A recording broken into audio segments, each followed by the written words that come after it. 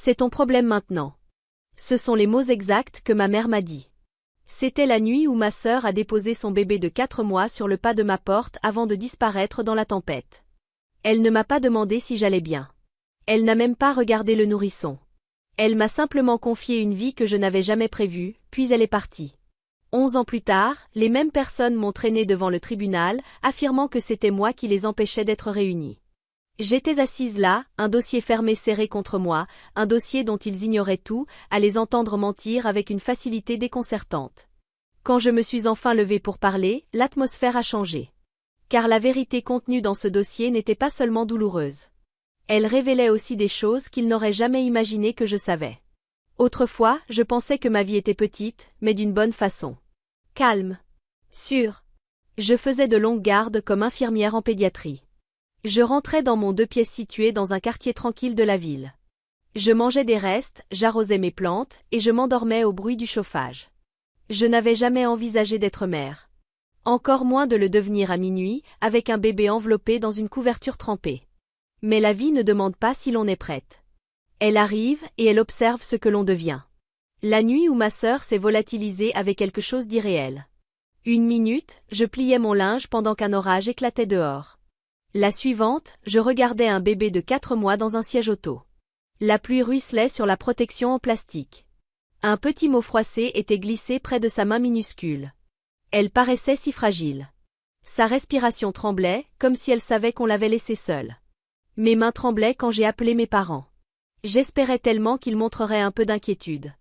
Ma mère a décroché à la 2e sonnerie. Elle a soupiré comme si je la dérangeais. Puis elle a prononcé la phrase qui me hante encore. C'est ton problème maintenant. Mon père n'a même pas pris l'appel. Ils ont raccroché avant que je puisse ajouter un mot. Même aujourd'hui, 11 ans plus tard, je ressens encore le poids du silence après cet appel. C'est à cet instant que j'ai compris que personne ne viendrait m'aider. Pas l'homme que je fréquentais, il est parti 2 semaines plus tard. Pas mes parents. Personne. Il n'y avait plus que moi, et un bébé qui n'avait plus personne au monde. Je n'ai pas dormi pendant 48 heures. J'ai appris à préparer des biberons chauds en regardant des vidéos, les larmes aux yeux. À l'aube, je suis allée au supermarché avec le bébé glissé dans mon manteau, car je ne possédais absolument rien pour un enfant. J'ai changé toute ma vie sans hésiter. Peu à peu, cela a cessé d'être un fardeau pour devenir de l'amour. La petite me tenait le doigt et me regardait comme si j'étais la seule chose stable dans son univers. Et peut-être que c'était vrai. On parle souvent de la famille que l'on choisit comme d'une belle idée. La mienne est née d'une tempête, de larmes et de promesses murmurées dans la nuit. Pendant 11 ans, j'ai cru que rien ne pourrait nous briser. Jusqu'au jour où ma sœur est revenue. Elle n'est pas revenue pour s'excuser. Elle est revenue pour jouer un rôle. C'était un mercredi ordinaire. Ma fille avait 10 ans. Elle était allongée sur le sol du salon, construisant un système solaire en carton. Elle fredonnait doucement parce qu'elle se sentait en sécurité. Le téléphone a sonné. Un numéro inconnu. J'ai failli ne pas répondre. C'est moi, a dit la voix. Pendant une seconde, mon esprit a refusé d'y croire. Ma sœur. Celle qui avait disparu sous la pluie 11 ans plus tôt. Puis j'ai reconnu ce léger tremblement dans sa voix, celui qu'elle prenait quand elle voulait quelque chose. Elle m'a dit qu'elle était en ville. Qu'elle voulait parler. Expliquer. Elle a choisi un café en face d'un parc paisible. Elle a appelé ça un terrain neutre. Quand elle est entrée, j'ai presque eu du mal à la reconnaître. Ses cheveux étaient soigneusement coiffés, son maquillage discret. Elle ne ressemblait plus à la jeune femme affolée qui avait abandonné un bébé sur mon perron. Elle paraissait maîtrisée, irréprochable. Je suis sobre depuis 6 ans, a-t-elle dit en joignant les mains, mesurant chaque mot. Je lui ai répondu avec prudence. Je veux la rencontrer, a-t-elle ajouté. Si tu penses que c'est possible. Comme si elle n'avait pas renoncé à ce droit depuis longtemps. Je n'ai pas accepté immédiatement. J'ai pensé à l'équilibre de ma fille, à son anxiété. Aux nuits où elle se réveillait en murmurant. Ne les laisse pas m'emmener. Mais j'ai accepté une seule rencontre. Une rencontre sous mon contrôle. Nous avons choisi le musée des enfants, lumineux, animé, rassurant. Ma fille s'est accrochée à ma main, timide. Ma sœur s'est approchée doucement, presque comme si elle participait à un concours. Puis ma fille l'a regardée et a déclaré. Ma maman, c'est ma vraie maman. Ma sœur a fondu en larmes. J'ai voulu croire qu'elle regrettait sincèrement. Mais ceux qui choisissent toujours la facilité ne restent jamais tristes très longtemps. Les mois suivants, elle s'est faite plus présente. Une visite chaque semaine. Des messages pour demander des nouvelles de l'école. De petits cadeaux déposés devant notre porte. Ma fille a le cœur tendre. Peu à peu, elle a commencé à lui parler. Je ne faisais confiance à rien de tout cela. Mais je ne voulais pas que ma fille se sente enfermée par mes propres peurs. Puis un soir, après que ma fille s'est endormie, j'ai reçu un message. Nous devons discuter de quelque chose d'important demain. Signé, ma sœur et son nouveau mari. Il s'appelait Eric. Je ne l'avais jamais rencontré. Le lendemain, tous les deux étaient assis à ma table à manger. Et c'est là que tout a commencé à basculer. Ils se tenaient la main, souriant, comme si tout était déjà décidé. Nous demandons la garde, déclara le mari d'un ton parfaitement calme. Ma sœur ne broncha pas. Mon regard est tombé sur les crayons que ma fille avait laissés sur la table. À cet instant, quelque chose s'est verrouillé en moi. Il ne s'agissait pas d'une famille qui se retrouve. C'était une prise de contrôle. Le mot garde m'a coupé le souffle. Il m'a blessé plus que tout ce que ma sœur m'avait déjà fait, même abandonner son bébé sur mon perron. Je me suis agrippée à la table pour ne pas trembler. Vous n'êtes pas sérieux? Ai-je murmuré? Si, répondit-il avec une douceur trop lisse. Elle mérite un foyer traditionnel, stable, avec 2 parents. Comme si je n'avais pas tenu ces 2 rôles pendant 11 ans. Ma sœur hocha la tête. Tu as beaucoup fait pour elle. Vraiment. Mais il est temps qu'elle rentre à la maison. À la maison? La maison de ma fille était à 3 mètres, au bout du couloir. Ses dessins couvraient les murs. Ses chaussures étaient près de la porte. Je n'ai pas éclaté. Ma fille était dans la pièce d'à côté et pouvait tout entendre.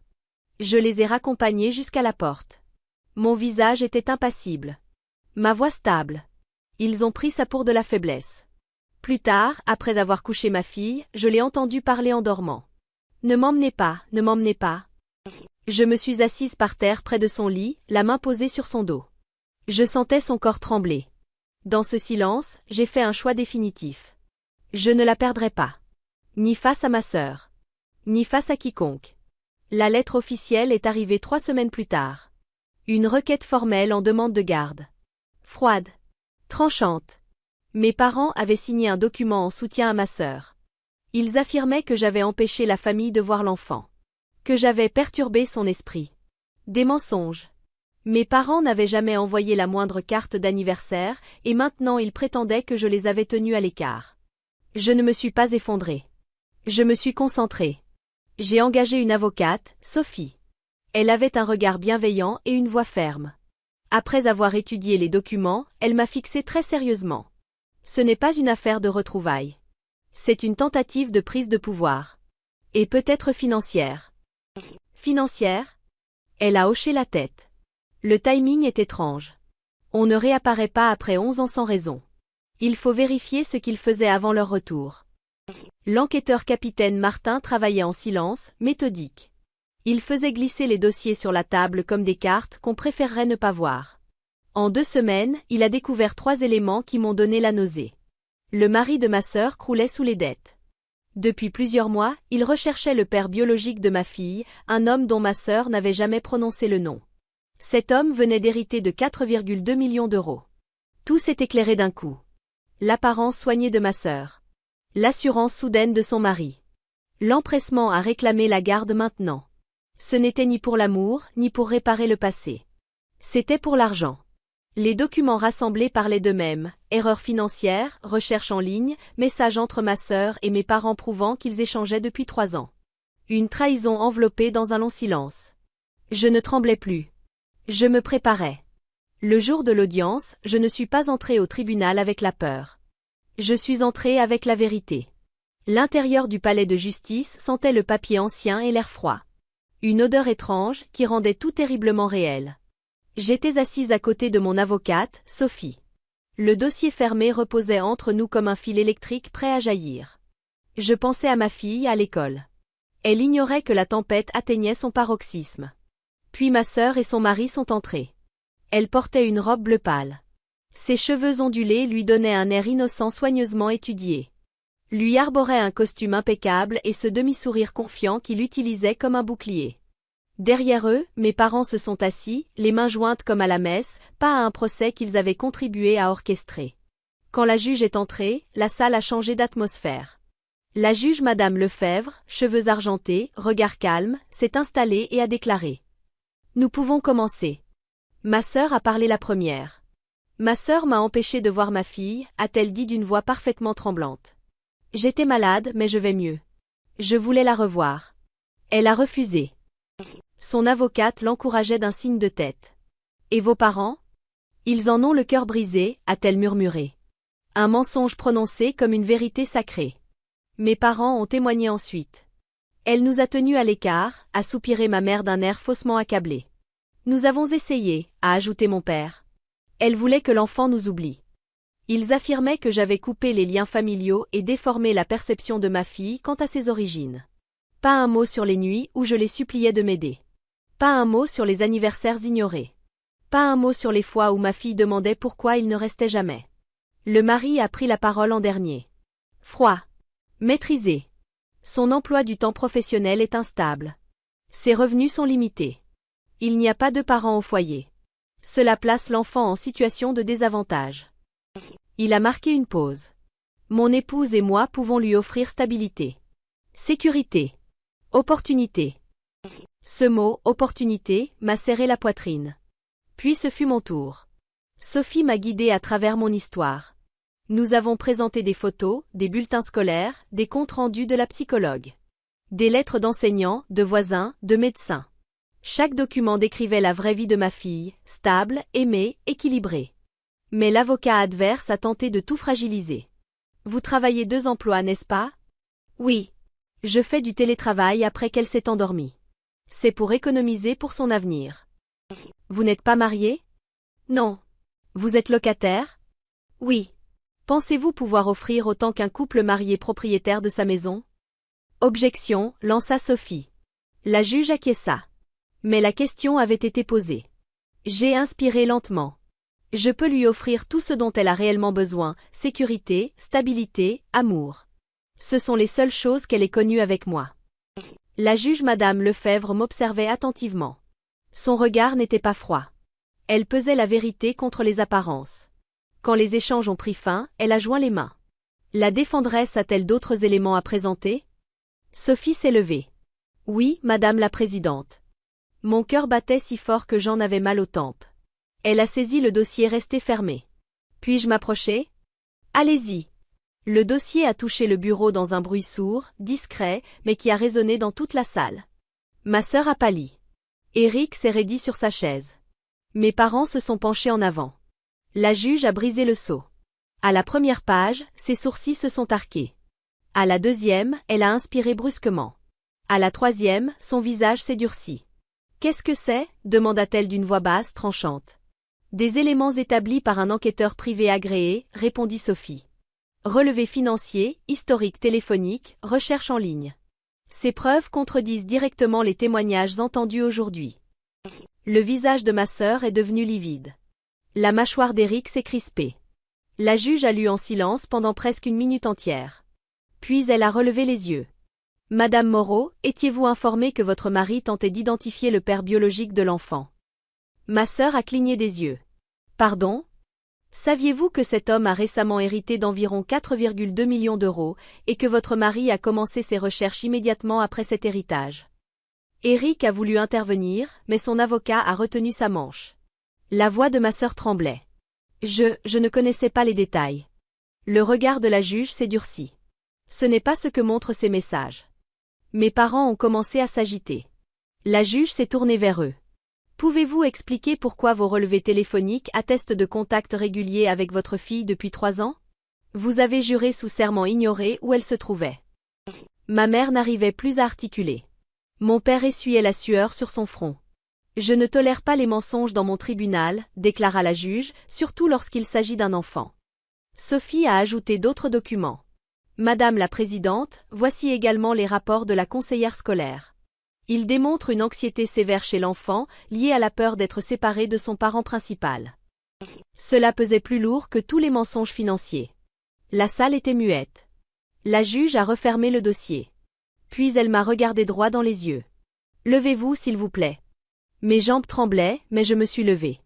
Ce tribunal constate que vous avez offert à cet enfant 11 années d'amour et de stabilité constant.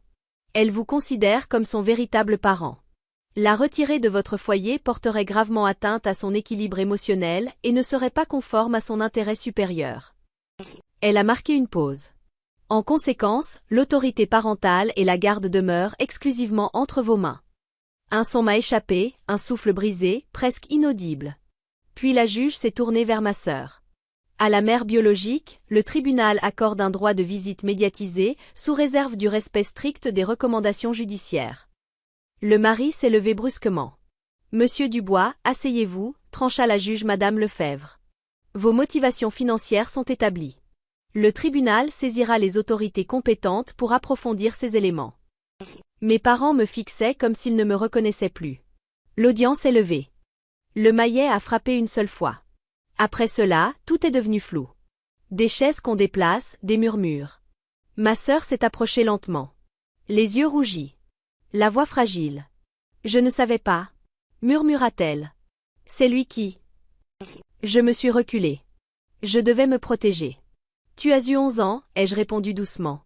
11 ans pour être présente. Tu es revenue pour l'argent, pas pour elle. Elle n'a pas contesté. Je suis sortie de la salle d'audience. La lumière du soleil traversait les grandes fenêtres. Sa chaleur sur mon visage m'a donné l'impression de respirer après une longue apnée. Mon téléphone a vibré. Un message de la professeure d'art plastique. Une photo, ma fille souriante, tenant un dessin de nous deux. Nous étions une famille choisie. Ce n'était ni une question de sang ni de mensonge. J'ai expiré profondément. Nous étions en sécurité. La vérité avait gagné. Les semaines suivantes furent paisibles. La vie redevenait normale. Ma fille dormait toute la nuit. Les cauchemars avaient disparu. Elle ne s'agrippait plus à moi à l'école. Dans ses dessins, elle utilisait des couleurs vives, du jaune, du bleu, au lieu du gris d'autrefois. J'ai rencontré mes parents une fois dans un café. Nous n'avons ni crié ni pleuré. Il y avait simplement une distance irréversible entre nous. Ils voulaient voir l'enfant. Je leur ai énoncé les règles, visites encadrées, aucune manipulation, aucun mensonge. Ils ont accepté. Mais je voyais bien qu'ils avaient compris, ils n'avaient plus aucun pouvoir. Ma sœur a divorcé discrètement. Elle m'a envoyé un court message d'excuse. Je ne lui ai pas dit que je lui pardonnais. Mais je n'ai pas fermé la porte totalement. Pour ma fille, peut-être qu'un jour, les choses seraient plus simples. Sophie m'a aidé à finaliser les démarches pour une tutelle à long terme. Solide. Définitive. Un soir, ma fille et moi étions assises sur notre petit perron, mangeant une glace. Elle a posé sa tête sur mon épaule. Maman, maintenant ça va, hein? J'ai souri en caressant ses cheveux. Oui, mon cœur. Plus que ça. L'avenir semblait vaste. Et il était à nous. Certaines familles naissent du sang. D'autres naissent de la loyauté, des promesses tenues quand personne ne regarde. Nous faisons partie de celle-là.